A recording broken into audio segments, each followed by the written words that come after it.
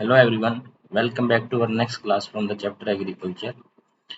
प्यारे बच्चों, हमने इस क्लास में जो लास्ट चैप्टर किया था वो किया था क्रॉपिंग पैटर्न के बारे में, जो कि इंडियन में की जाती हैं, जो कि राबी क्रॉप्स होती हैं, खरीफ है और उसके अलावा हमारी जायद है, जो कि दोनों के बीच में एक सीजन आता है, उसको हम क्या बोलते हैं, जायद सीजन बोलते हैं। उससे पहले हमने एग्रीकल्चर की टाइप्स को पढ़ा था। What are the types of agriculture, क्या क्या हो सकती हैं, कि सब्सिस्टेंस फार्मिंग क्या होती है, इंटेंसिव सब्सिस्टेंस फार्मिंग क्या होती है और कमर्शियल फार्मिंग क्या होती है। और इससे पहले वाली क्लास में हमने एग्रीकल्चर के बारे में जाना था कि एग्रीकल्चर क्या होता है and what are the introduction of agriculture, की इंट्रोडक्शन क्या होती है।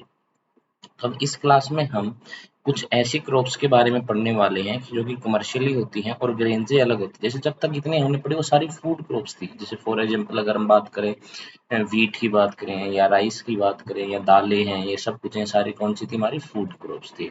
लेकिन इस वीडियो में हम पढ़ने वाले हैं कि फूड क्रॉप से अलग, अदर देन फूड क्रॉप्स हमारी कौन सी क्रॉप्स हो सकती हैं, उनके बारे में इस क्लास में हम पढ़ने वाले हैं।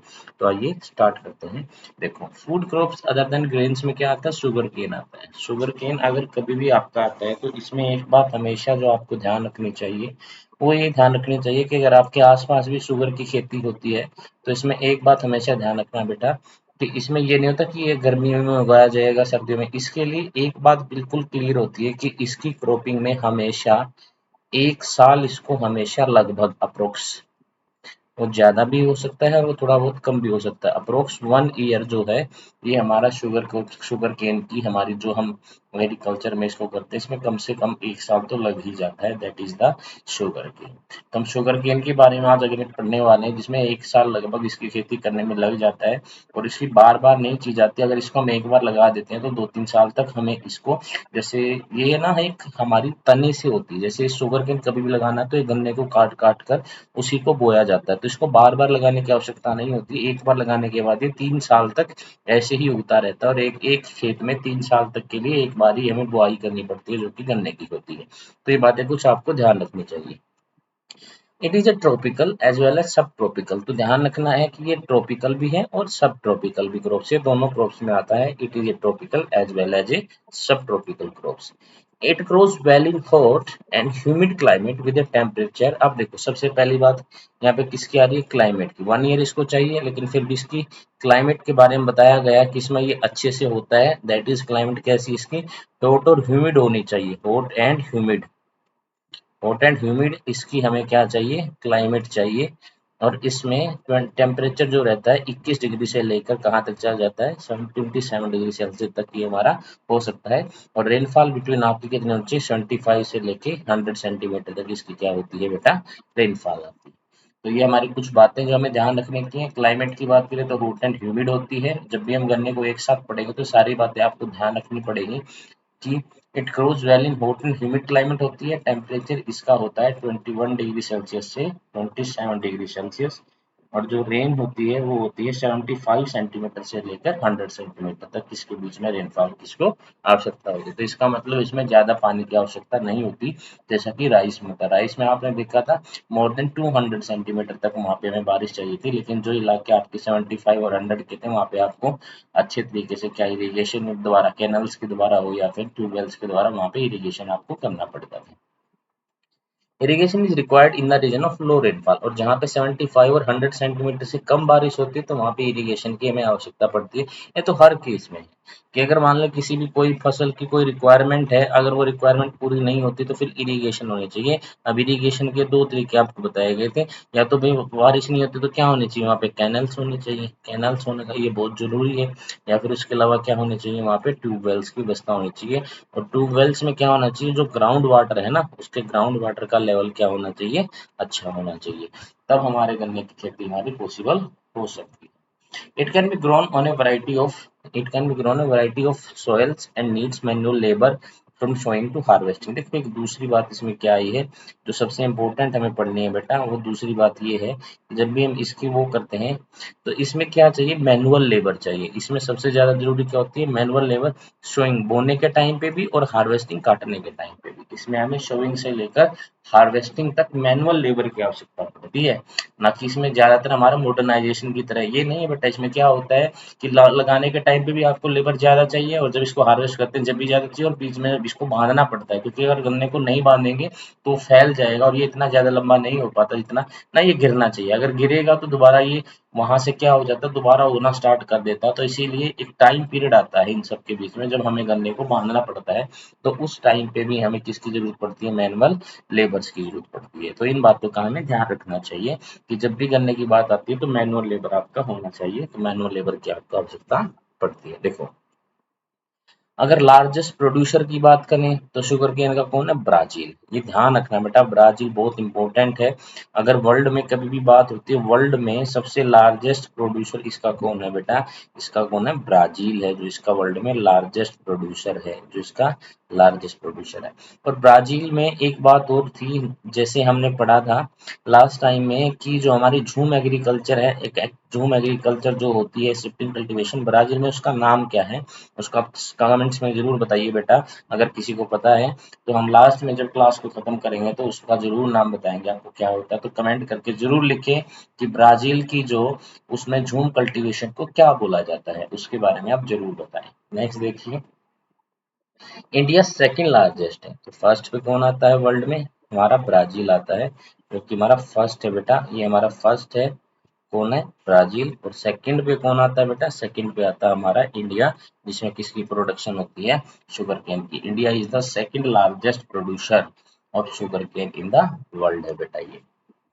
देखिए, it is the main source of, अब देखो शुगर केन का अगर खेती तो होगी, अब उसके द्वारा क्या बनाया जाता है, तो शुगर जो होती है, जो बहुत सारी इंडस्ट्रियों में इसका इस्तेमाल होता है, शुगर एक रॉ मटेरियल के रूप में भी इस्तेमाल होता है। अब देखो, देखो एक तीन तरह की गुड्स होती है, उनके बारे में मैं आपको एक बार समझा देता हूँ। एक होता है रॉ मटेरियल बेटा, क्या होता है, रॉ मटेरियल होता है, और एक होती है जैसे हमारी इंटरमीडिएट गुड्स,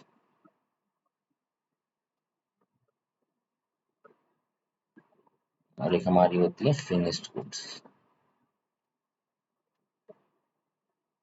जैसे देखो, रॉ मटेरियल तो वो होता है जिसका हम दूसरी अनदर इंडस्ट्री में इस्तेमाल, किसको कहाँ पे भेजते हैं बेटा, अनदर इंडस्ट्री में इसको हम भेजते हैं, दूसरे वाली इंडस्ट्री के पास ही जाती है रॉ मटेरियल। और इंटरमीडिएट वो होती है बेटा जो बीच में होती है। अब जैसे मान ले मैं कोई भी, अब सोचना इसको इस तरीके से सोचना, एक जैसे कप सिरप बनाया जा रहा है,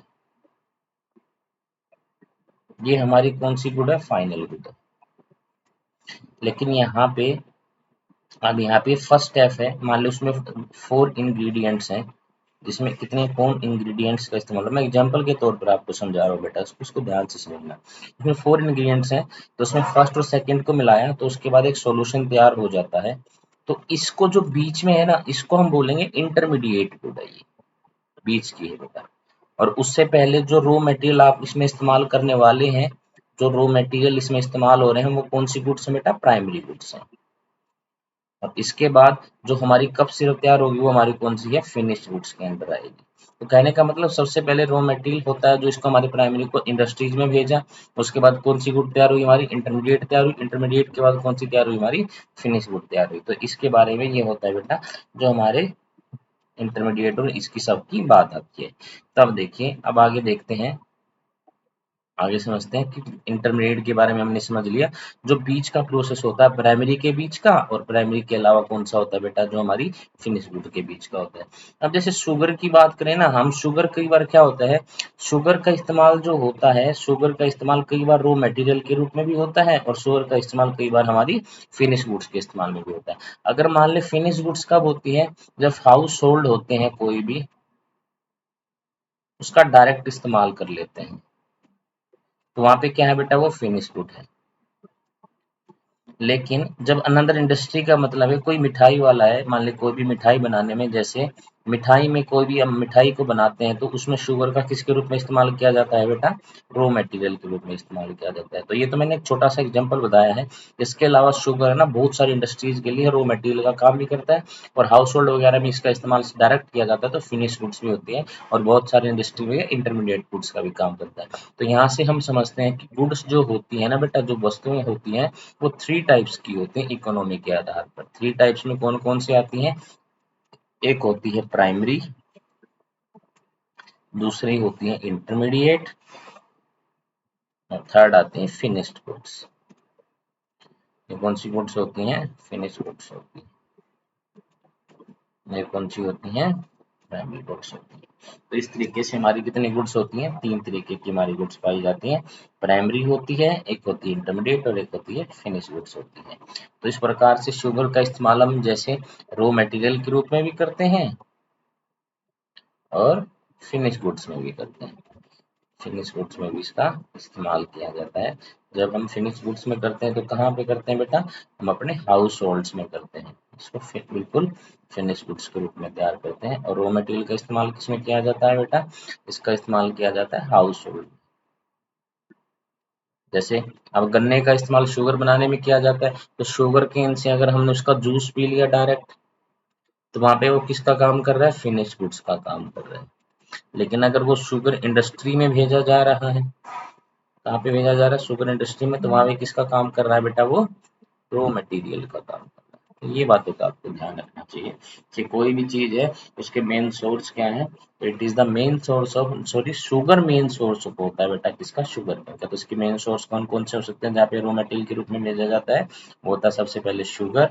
उसके अलावा क्या हो जाता है बेटा? जैगरी। जैगरी होता है गुड़, जिसको बोलते हैं देसी भाषा में, जिसको हम गुड़ बोलते हैं ना, उसको गुड़ हो गया या शक्कर हो गया, उसको हम क्या बोलते हैं? जैगरी बोलते हैं। गुड़ बनाने में किया जाता है। या खांडसरी, ये भी वही शक्कर के टाइप जैसी होती है बेटा, खांडसरी बोलते हैं इसको। या फिर इसको मोलेसी, जो सिरप होते हैं बेटा, जो सिरप होते हैं ना, शुगर की सिरप वगैरह होते हैं, उनमें भी इसका इस्तेमाल किया जाता है। तो ये हमारी जो पीछे हमने देखा, तो शुगर केन की 4 चीजें थी। नंबर 1 पे क्या थी बेटा? शुगर में। नंबर 2 थी खांडसरी। नंबर 3 क्या थी बेटा? जैगरी, गुड़ बनाने में। और नंबर 4 मोलेसी, जिसको हम बोलते हैं सिरप्स वगैरह बनाने में। हमारा किसका इसका सोर्स होता है? मेन सोर्स हमारा शुगर केन ही सोर्स होता है, मेन बात।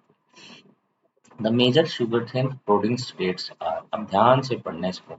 सबसे पहले कौन सा आया है बेटा? नंबर 1 पे यहाँ पे आया है यूपी, उत्तर प्रदेश। क्योंकि यहाँ पे मैं इसलिए लिख रहा हूँ बेटा ताकि तुम्हें ना ध्यान रहे नंबर वाइज, क्योंकि उसमें तो फिर एक बार सारे आ जाएंगे तो फिर आप उसको अच्छे से नहीं सीख पाओगे। तो इसको ध्यान से इसलिए लिख रहा हूँ अलग से, ताकि ध्यान है सबसे नंबर 1 पे कौन आता है, मेन प्रोड्यूसर स्टेट कौन कौन से होते हैं, इसलिए हम इनको लाइन वाइज याद करने की कोशिश करेंगे और इसकी कोई ट्रिक ढूंढने की कोशिश करेंगे।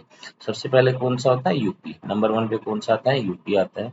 नंबर 2 पे कौन सा आता है? महाराष्ट्र। नंबर 2 पे कौन सा आता है? महाराष्ट्र। महाराष्ट्र। नंबर 3 पे कौन सा आता है? कर्नाटका। नंबर 3 पे कौन आता है? कर्नाटका आता है। नंबर 4 पे कौन आता है? तमिलनाडु। तमिलनाडु आता है। और सॉरी, तमिलनाडु के बाद कौन सा आता है बेटा आपका? आंध्र प्रदेश आता है। आंध्र प्रदेश जो एक ऐसा स्टेट है जहाँ पे शुगर का प्रोडक्शन हो, सॉरी, गन्ने का प्रोडक्शन होता है। बिहार और उत्तर प्रदेश। बिहार, बिहार आता है। बिहार के बाद कौन सा आता है बेटा? पंजाब आता है। पंजाब के बाद कौन सा आता है? हरियाणा। देखो, आप पीछे जाइए एक बार, इसको याद करने की ट्रिक ढूंढते हैं बेटा। 6, 7 और 8। देखो, जहाँ पे बात हो यूपी की, हरियाणा की और पंजाब की, ये तो आपको पता ही होना चाहिए कि 3 स्टेट्स ऐसे हैं जहाँ पे गन्ना होता है, लेकिन यूपी में सबसे ज्यादा होता है। वहाँ पे गुड़ की भी, जो यहाँ से जो आपको बोला था ना, वो जैगरी जो होती है, तो ये जैगरी का प्रोडक्शन भी कहाँ पे ज्यादा होता है बेटा? जैगरी का प्रोडक्शन भी कहाँ पे? यूपी में ही ज्यादा माना जाता है। ये आपको ध्यान रखना है कि जैगरी कहाँ पे होती है? यूपी में होती है। देखिए,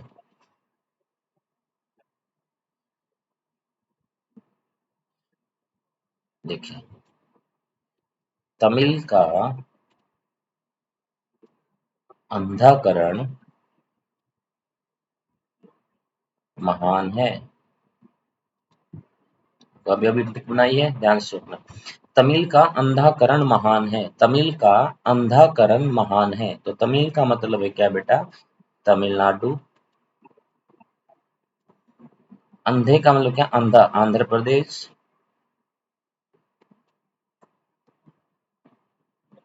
कर्ण का मतलब क्या है? कर्नाटका। और महान का मतलब क्या है बेटा? महाराष्ट्र।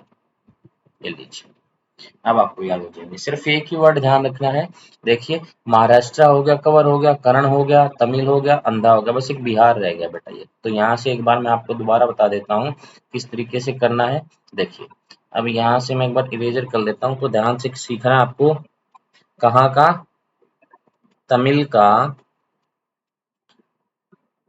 अंधा, अंधा को अगर आप ऐसे लिखोगे और ज्यादा अच्छा रहेगा, तो आपको इसका आप ऐसे लिखिए, तमिल का अंधाकरण कमाल है। तमिल का अंधाकरण क्या है? कमाल है। तो तमिल का मतलब क्या हो गया बेटा? तमिलनाडु। अंधे का मतलब क्या गया? आंध्रा, आंध्र प्रदेश। कर्ण का मतलब क्या हो गया? कर्नाटका। तो आंध्र प्रदेश, कर्नाटका और क्या हो गया? तमिलनाडु होगा। तमिल का अंधाकरण कमाल है, तमिल का अंधाकरण कमाल। और उसके अलावा क्या है बेटा? यूपी तो याद रखोगे, यूपी, हरियाणा और बिहार। कमाल नहीं, सॉरी, यहाँ पे हमने एक वर्ड वर्ड याद किया था ना, महान से एक हमारा जो आया था बेटा, क्योंकि अभी अभी आपकी एक ट्रिक बनाई है, तो एक यहाँ पे थोड़ी सी इरेजर होगा, इसका इस्तेमाल करना पड़ेगा। तो यहाँ पे क्या बोलना पड़ेगा हमें? तमिल का अंधाकरण महान है। क्या कर दो? महान है। महा से महाराष्ट्र, महाराष्ट्र और यूपी, हरियाणा और बिहार। तो बिल्कुल सिंपल सी ट्रिक है। तमिल का अंधाकरण क्या है बेटा? महान है। तमिल से क्या आएगा? तमिलनाडु। आंध्रा से आएगा आंध्र प्रदेश। करण से आएगा कर्नाटका।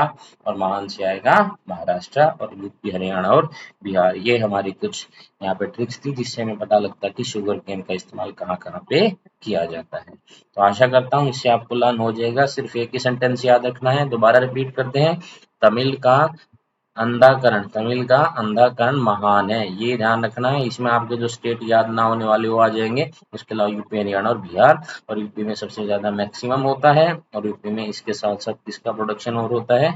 जैगरी का प्रोडक्शन भी। ये आपको ध्यान रखना है। तो इसके साथ आगे चलते हैं। अब बताते हैं ओयल सीड। तो आशा करता हूँ आपको समझ में आया होगा शुगर केन के बारे में। और शुगर केन की जो टेम्परेचर था, देखो क्लाइमेट क्या होता है? Hot climate. देखो क्लाइमेट के बारे में बता देता हूँ आपको एक बार में। क्लाइमेट कैसी होती है? हॉट एंड ह्यूमिड क्लाइमेट होती है। टेम्परेचर जो चाहिए इसको कितना चाहिए? 21 से लेके और 28 डिग्री सेल्सियस तक चाहिए। नंबर 4, रेनफॉल कितनी चाहिए इसको? रेनफॉल जो चाहिए वो क्या चाहिए? 75 सेंटीमीटर से 100 सेंटीमीटर। और जहाँ पे लो रेनफॉल है, जहाँ पे क्या है बेटा?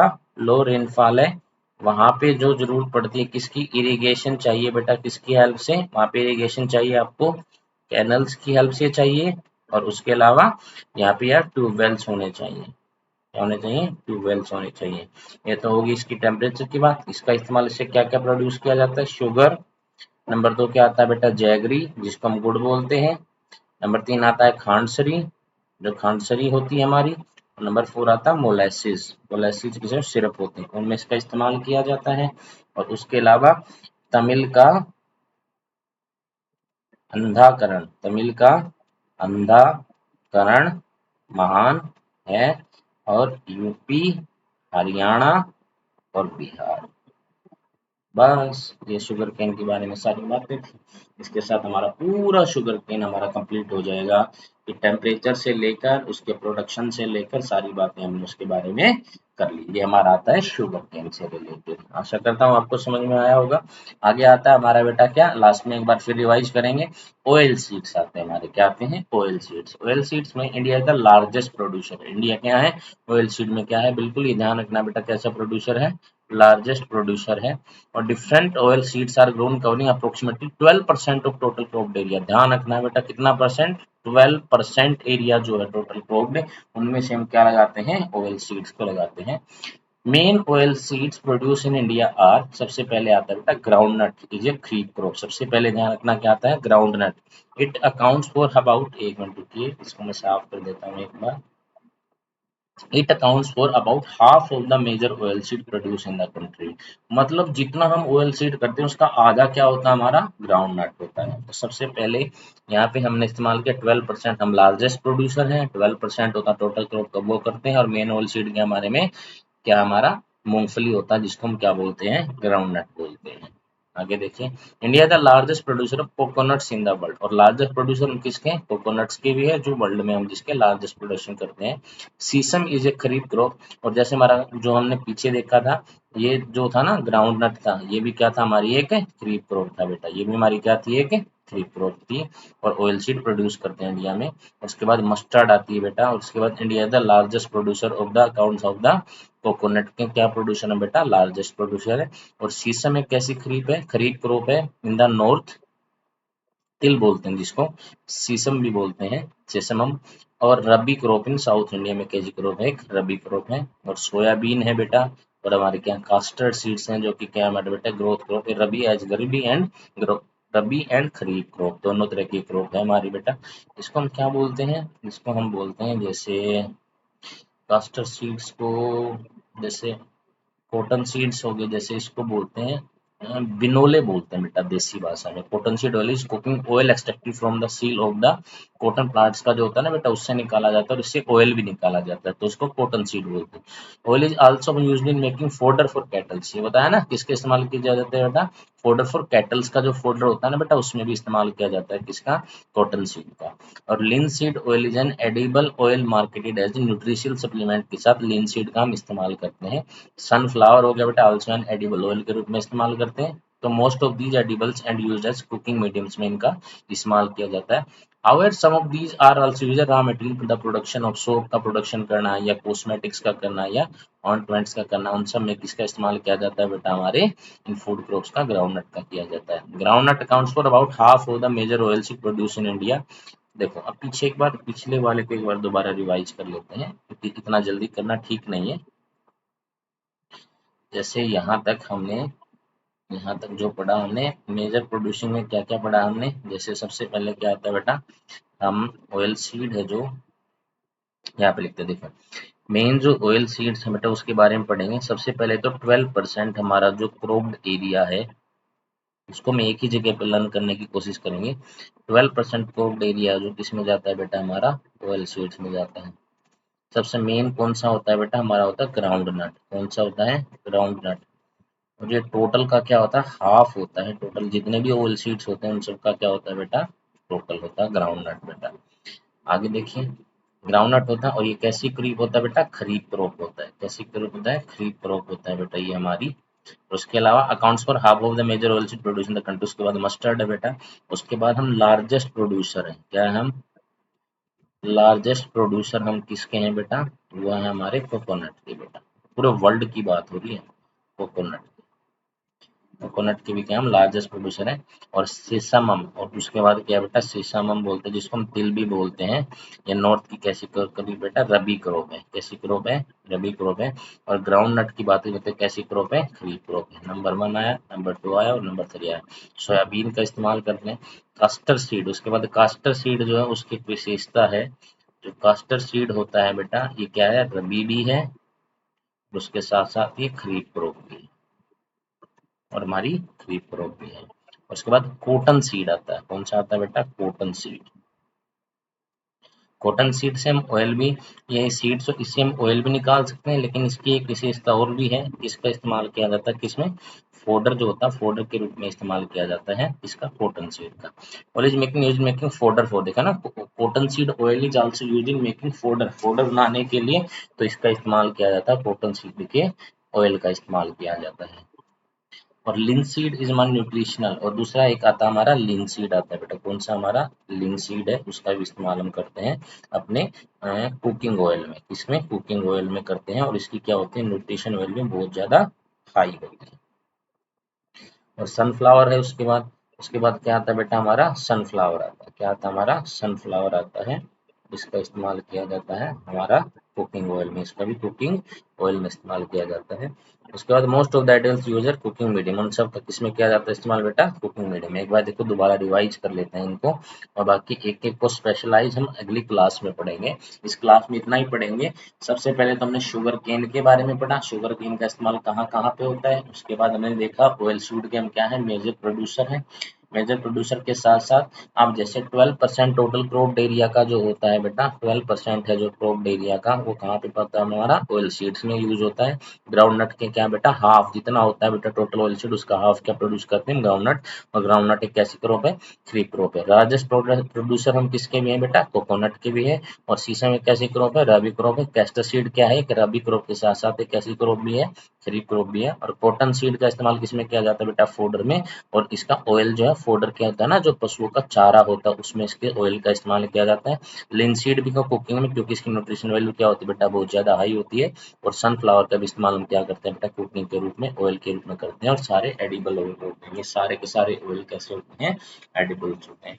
तो इस क्लास में इतना ही बेटा। अगले वाली जो क्लास आएगी उसमें हम स्पेशली जो जो सीड्स हमारे यहाँ पे स्पेशल उगाए जाते हैं उनके बारे में, क्या पैटर्न है उनका, कैसे उगाए जाते हैं, सब हम अगली क्लास में पढ़ने वाले हैं। तो ये था आपकी foods crops other than grains के बारे में एक छोटा सा इंट्रोडक्शन। और उसके बाद, उससे पहले हमने शुगर के बारे में पढ़ा, शुगर कहाँ से आती है। और उससे पहले हमने किसके बारे में, गन्ने के बारे में पढ़ा भी, इसकी टेम्परेचर कितना चाहिए, टेम्परेचर के साथ साथ, एक मिनट रुकिए, एक बार उसको भी रिवाइज करवा देते हैं बेटा। देखिए, क्लाइमेट क्या चाहिए उसके लिए, हमें हॉट एंड ह्यूमिड क्लाइमेट चाहिए। टेम्परेचर 21 से 28 चाहिए। रेनफॉल 75 से 100 सेंटीमीटर। लो रेनफॉल वाले इलाके में इरिगेशन किससे, कैनाल से और ट्यूबवेल से होता है। शुगर के में किया जाता है जैगरी में, खांड सरी में और मोलासिस में इस्तेमाल किया जाता है। और तमिल का करण अंधा, तमिल का अंधाकरण क्या है, महान है। तमिल का अंधाकरण क्या है, महान है। तमिल से तमिलनाडु, अंधा से आंध्र प्रदेश, करण से कर्नाटका, महान से महाराष्ट्र। और क्या बेटा, यूपी, हरियाणा और बिहार में इसका इस्तेमाल किया जाता है। ये कुछ ट्रिक्स थी जहाँ जहाँ पे शुगर केन आपका होता है। तो आज के लिए इस क्लास में इतना ही। अगली वाली क्लास आएंगे तो उसमें हम पढ़ेंगे ऑयल सीड्स के बारे में स्पेशल। तो ये कुछ ऑयल सीड्स के हमारे टॉपिक्स थे जिसमें मैंने आपको एक इनका इंट्रोडक्शन दे दिया है। Thank you very much. इससे अगले वाली क्लास में हम पढ़ते हैं ऑयल सीड को स्पेशल करके कि उसमें कौन सी प्रोडक्शन कैसे कहाँ पे होते हैं। Thank you very much. Have a nice day.